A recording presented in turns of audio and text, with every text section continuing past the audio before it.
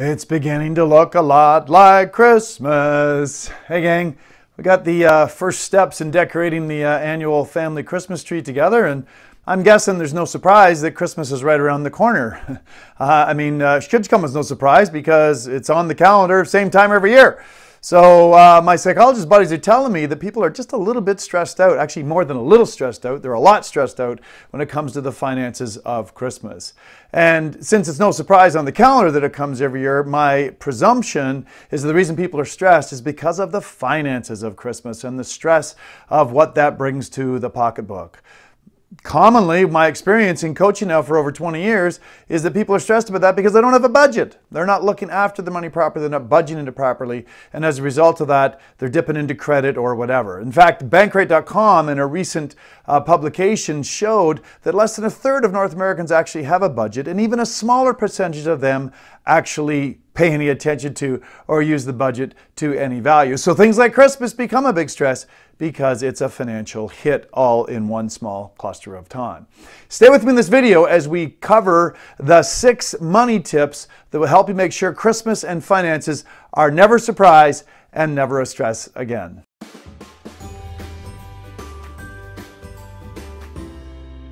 So let's cover these 6 tips to how to enhance your relationship with money so you can have more of it if that's something that you choose, and never let something like Christmas stress you out again.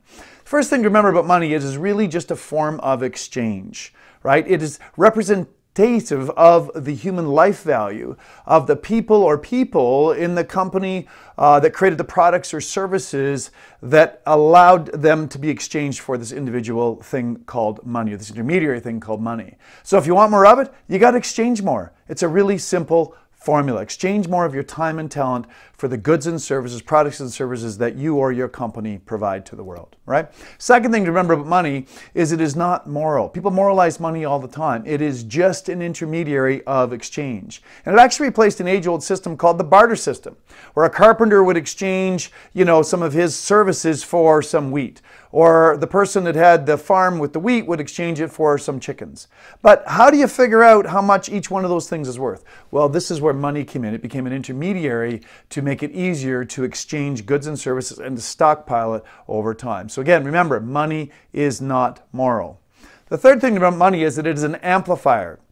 And if you're a good person without money, you'll just be a greater person with money. And if you're a complete butthole without money, you'll just be a bigger butthole with money. Key distinction there, it's not the money, it's the person. It's just like, in my opinion, it's not guns, knives, or cars that kill people, it's people that harm people. And so again, remember, money is just an amplifier.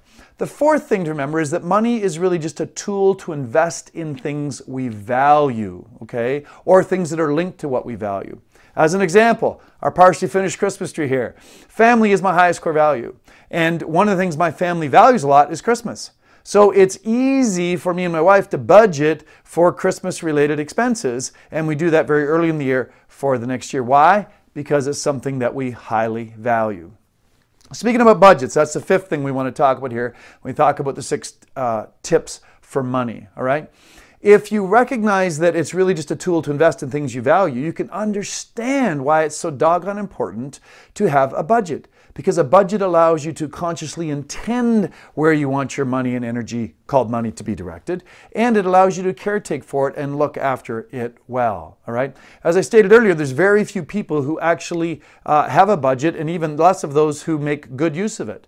So budgeting for things you value is pretty straightforward. I mean, let's take an example. I had a friend recently who bought a Lamborghini car, invested quite a bit of money towards that. Now, he values automobiles, and so it makes sense that he would invest money in that kind of an automobile. It doesn't make sense for someone like me who sees automobiles as a modes of transportation and a way to get from A to B. So again, money is a tool to help you invest in things you value or things that are linked to your values.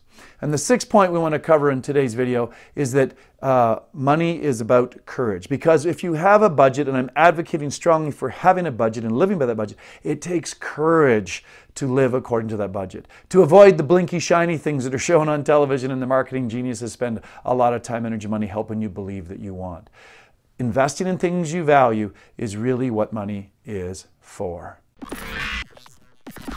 In summary, money is just a vehicle or tool of exchange, and it's a representation of the human life value it took to bring that service or product to the market. To say you don't like money, you don't want to deal with money, is to say that you don't like or want to deal with people. Again, knowing that it's a tool to invest in things that you value should help you appreciate it and understand that learning to create a budget is a sign of wisdom and maturity with your relationship with money. Once you get to the place where you have a budget and have the courage to stick with it, you can then look at all of the things that you value and you can put it towards the money towards those things that you value in your life. Again, in my family, Christmas is a very high value. So we take our annual Christmas budget, we break it down into 12 months, and we allocate that money into that bank account on a regular basis so that Christmas is not a surprise, nor is it a great big stress. I'm hoping that you choose to take these 6 tips for money management to heart. I'm hoping that you choose to embrace it and never let Christmas or any other big expense be a big surprise. If you're someone that doesn't currently have a budget, you'd like some help in the process of how to devise one, why don't you reach out to one of our Full Circle Authenticity coaches, book a complimentary call, be happy to run through with you the structure and know-how to create a budget. This is Dr. Tom challenging you to be more so you can do more and have more of what your heart authentically desires. Merry Christmas, everyone.